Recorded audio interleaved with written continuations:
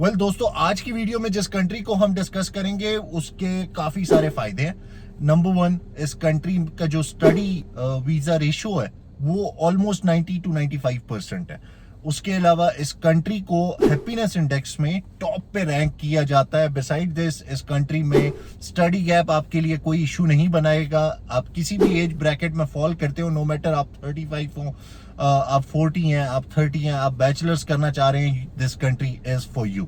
उसके अलावा यहाँ पे फीस जो है वो भी बहुत अफोर्डेबल है एंड इस कंट्री का नाम फिनलैंड है। आज की वीडियो में हम इसके हवाले से डिटेल में डिस्कशन करेंगे, क्या बेनिफिट्स हैं यहाँ पे, टाइप ऑफ इंस्टीट्यूशंस क्या है, बैचलर्स कितने टेन्योर का होता है, मास्टर्स कितने टेन्योर का होता है, आपने अप्लाई कैसे करना है, ये सारी चीजें मैं आपको बड़े ही सिंपल वे में इस वीडियो में समझाऊंगा। मेक श्योर कीजिएगा कि आप इस वीडियो को एंड तक देखें and if you are new to this channel, don't forget to subscribe.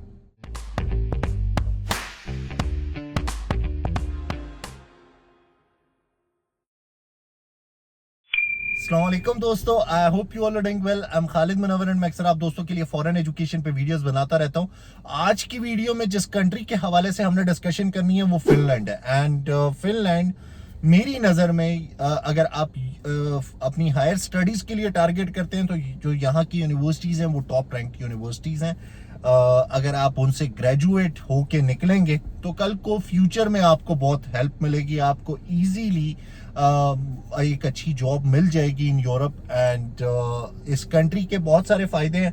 So first of all हम बेनिफिट्स को देख लेते हैं। ये कंट्री जो है, जैसे कि मैंने आपको इंट्रो में बताया कि हैप्पीनेस इंडेक्स में टॉप पे लिस्ट की गई है पिछले कुछ सालों में एंड ऑब्वियसली हैप्पीनेस इंडेक्स में अगर ये टॉप पे रैंक्ड है तो इस कंट्री के जो लोग हैं वो यहाँ की गवर्नमेंट से खुश हैं, यहाँ के रूल्स एंड रेगुलेशन से खुश हैं। सो एज अ फॉरेनर आप जब यहाँ पे जाएंगे, एज अ इंटरनेशनल स्टूडेंट आप यहाँ पे जाएंगे तो आपको ज्यादा मसले मसाइल नहीं होंगे। सेकेंडली, इस कंट्री में स्टडी गैप कोई इश्यू नहीं है। आपका 5 साल का स्टडी गैप है, 7 साल का स्टडी गैप है, आप फिनलैंड को कंसीडर कर सकते हैं फॉर योर हायर स्टडीज। उसके अलावा यहाँ पे एज भी कोई इशू नहीं है।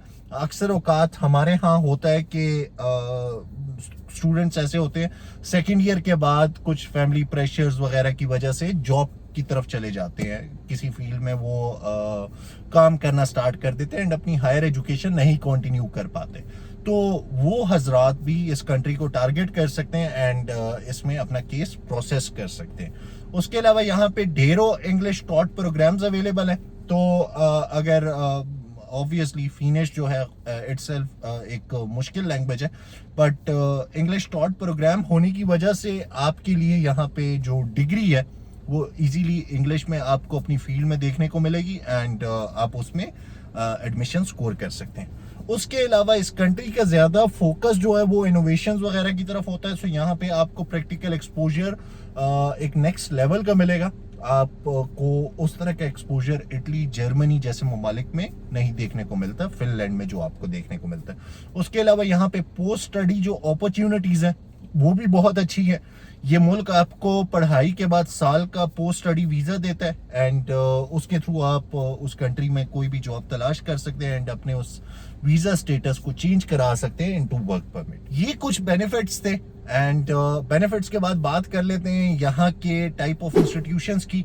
इसको मैंने इस वजह से एक हेडिंग बनाई है बिकॉज नॉर्मली कंट्रीज में एक ही तरह का इंस्टीट्यूशन होता है एंड वो आपको थ्योरेटिकल चीजें पढ़ा रहे होते हैं एंड देन प्रैक्टिकल एक्सपोजर की तरफ आप जॉब के दौरान जाते हैं। इस कंट्री में आपको 2 तरह के इंस्टीट्यूशंस मिलेंगे। फर्स्ट ऑफ ऑल यूनिवर्सिटीज हैं, जो नॉर्मल यूनिवर्सिटीज हैं कि उनका focus academic research and theoretical education पे होता है एंड अदर देन यूनिवर्सिटीज यहाँ पे यूनिवर्सिटीज ऑफ अप्लाइड साइंसेज हैं।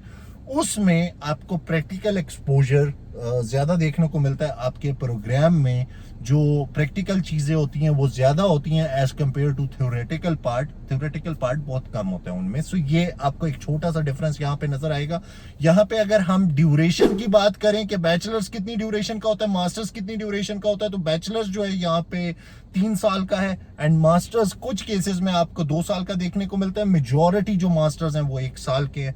उसके बाद यहाँ पे अगर हम पॉपुलर फील्ड्स ऑफ स्टडी की बात करें तो फर्स्ट ऑफ ऑल जो इनका आईटी है वो बहुत ज़बरदस्त है। आईटी के बाद यहाँ पे बिजनेस एंड मैनेजमेंट का बहुत स्कोप है, आपको बहुत सारे प्रोग्राम्स बिजनेस एंड मैनेजमेंट में देखने को मिलते हैं। इंजीनियरिंग में ऑल टाइप्स ऑफ इंजीनियरिंग आपको डिफरेंट यूनिवर्सिटीज़ में उनके प्रोग्राम ओपन नज़र आ रहे होंगे। उसके अलावा इन्वायरमेंटल साइंसेस एंड जो दोस्त एजुकेशन एंड टीचिंग में अपना फ्यूचर कंटिन्यू करना चाहते हैं उनके लिए भी यहाँ पे स्टडी प्रोग्राम्स अवेलेबल हैं, वो उनका पार्ट बनकर फिनलैंड आ सकते हैं। अब ये तो हो गई कुछ जनरल इंफॉर्मेशन इस कंट्री के हवाले से। यहाँ पे बात कर लेते हैं मेन मुद्दे की, दैट इज कि भाई अप्लाई कैसे करना है। आज की वीडियो में मैं आपको 6 सिंपल स्टेप्स में फिनलैंड का अप्लाई करने का तरीका बताऊंगा। फर्स्ट ऑफ ऑल यहाँ पे आपको एक वेबसाइट शो हो रही होगी, इस वेबसाइट पे आपने जाना है, यहाँ से आपने अपने लिए प्रोग्राम एंड यूनिवर्सिटी सेलेक्ट करनी है। एंड यहाँ पे इस वेबसाइट पे इंग्लिश टॉट प्रोग्राम सारे अवेलेबल है।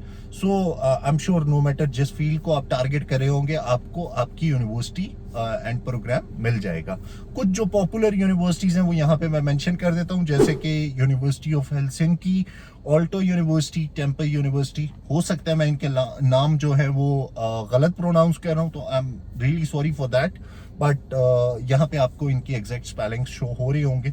सो इन यूनिवर्सिटीज को आप जाके चेकआउट कर सकते हैं। अच्छा, इस वेबसाइट से आपने एक बार कोर्स शॉर्टलिस्ट कर लिया, आपने यूनिवर्सिटी शॉर्टलिस्ट कर ली, अब वहां पे ही आपको एक चेकलिस्ट दी होगी डॉक्यूमेंट्स की। नॉर्मल डॉक्यूमेंट्स ही आपको चाहिए होती हैं जो सारी यूनिवर्सिटीज में रिक्वायर्ड होते हैं। आप चेक कर लीजिएगा, यहाँ पे आइल्स की अक्सर औकात रिक्वायरमेंट होती है, तो आइल्स आपको करना पड़ सकता है। आइल्स में 6 to 6.5 बैंड्स अगर आपके हैं तो दैट्स मोर देन एनफ, आप उससे काम चला सकते हैं। अच्छा, डॉक्यूमेंट चेकलिस्ट में और जो चीजें होंगी, यहाँ पे लेटर ऑफ रिकमेंडेशंस आपको प्रोवाइड करने पड़ेंगे, आइल्स आपको प्रोवाइड करना पड़ेगा, इंग्लिश प्रोफिशिएंसी सर्टिफिकेट कुछ जगहों पे आपका चल जाएगा, बट मेनली यहाँ पे आपको आइल्स रिक्वायर हो रहा होगा। उसके अलावा आपके जो सारे एकेडमिक डॉक्यूमेंट्स हो गए वो आपको प्रॉपरली अटेस्टेड यहाँ पे प्रोवाइड करने पड़ रहे होते हैं। Attestation I would suggest you कि आप प्रोसेस स्टार्ट करने से पहले ही कंप्लीट कर दें। अटेस्टेशन आपको बोर्ड से करवानी पड़ रही होगी, HEC से करवानी पड़ रही होगी and ministry of foreign affairs, इनसे आपको अपने डॉक्यूमेंट्स की अटेस्टेशन करानी है। सो आप वो अकॉर्डिंगली पहले मैनेज कर लें। यहाँ पे लेटर ऑफ रिकमेंडेशंस आपको रिक्वायर्ड होंगे and other than letter of recommendations यहाँ पे आपको यूरोपास का एक CV रिक्वायर्ड होगा। इस स्पेसिफिक वेबसाइट को आप विजिट कर सकते हैं, बड़ी ही यूजफुल वेबसाइट है। इस पे आप जाएं, अपनी डिटेल्स प्रोवाइड करें एंड ये आपको यूरोप स्टैंडर्ड्स के अकॉर्डिंगली CV जनरेट कर देगा। ये जितने भी लिंक्स मैं बता रहा हूँ ये नीचे आपको डिस्क्रिप्शन में भी मिल जाएंगे। अदर देन CV यहाँ पे आपको मोटिवेशनल लेटर भी रिक्वायर्ड होगा कि भाई क्या इंटेंशंस हैं, किन इंटेंशन से आप जा रहे हैं एंड क्यों आप ये स्पेसिफिक कोर्स करना चाह रहे हैं। ये आपको इस पे ज़रा मेहनत करनी पड़ेगी एंड ये नॉर्मल डॉक्यूमेंट्स हो गए जो आपसे यूनिवर्सिटी रिक्वायर्ड करेगी। अब ये डॉक्यूमेंट्स आपने कंप्लीट कर लिए, उसके बाद सिंपली आप इस वेबसाइट पे अप्लाई कर दें, एप्लीकेशन अपनी डाल दें, स्पेसिफिक जो भी प्रोग्राम आपने सेलेक्ट किया। यहाँ पे नॉर्मली आपको 2 इनटेक्स देखने को मिलेंगी, spring intake and autumn intake. जो स्प्रिंग इनटेक है उनकी जो क्लासेस स्टार्ट होती हैं वो जनवरी-फेब में होती हैं एंड जो ऑटम इनटेक है उनकी सितंबर-अक्टूबर में स्टार्ट होती है क्लासेस। इससे 5-6 माह पहले आपको अपना प्रोसेस करना होता है। सो आपने अकॉर्डिंगली मैनेज करना है कि आप किस इनटेक को टारगेट करना है। एक बार आपने अपनी एप्लीकेशन ऑनलाइन सबमिट करवा दी, यूनिवर्सिटी आपकी एप्लीकेशन को गो थ्रू करती है एंड उसके बाद आपको बताती है, हो सकता है आपके जो प्रोग्राम आपने टारगेट किया उसमें एंट्री टेस्ट की ज़रूरत पड़ रही हो। स्पेशली एंट्री टेस्ट बैचलर्स के स्टूडेंट्स को ज़रूरत पड़ रही होती है। सो अगर आपको एंट्री टेस्ट की ज़रूरत पड़ रही है तो आप अकॉर्डिंगली उनकी जो इंस्ट्रक्शंस हैं उसको फॉलो करते हुए अपना एंट्री टेस्ट दें। वो ऑनलाइन भी हो सकता है, वो हो सकता है कुछ उन्होंने टेस्ट सेंटर्स बनाए हो पाकिस्तान में एंड वहाँ पे आपको कहा जा रहा हो कि आप स्पेसिफिक जगह पे जाएं। कोई आपको ऑब्वियसली लेटर वो लोग जनरेट करके देंगे एंड आप यहाँ पे एंट्री टेस्ट अपना दें। आफ्टर एंट्री टेस्ट आप अपने रिजल्ट्स का वेट करें।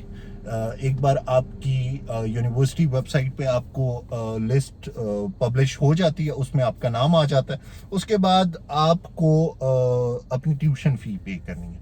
यहाँ पे अगर हम ट्यूशन फी की बात करें तो विदाउट स्कॉलरशिप जो फी है वो आपको 6,000 यूरो से लेकर 13,000 यूरोस के बीच में डिफरेंट फील्ड्स की देखने को मिले। अब आपने ये ट्यूशन फी पे कर दी, ये वन थिंग मोर, ये फी जो मैं आपको बता रहा हूँ ये स्कॉलरशिप के बिना, यहाँ पे स्कॉलरशिप्स मौजूद हैं जिनमें आपकी फी 100% तक वेव ऑफ हो सकती है।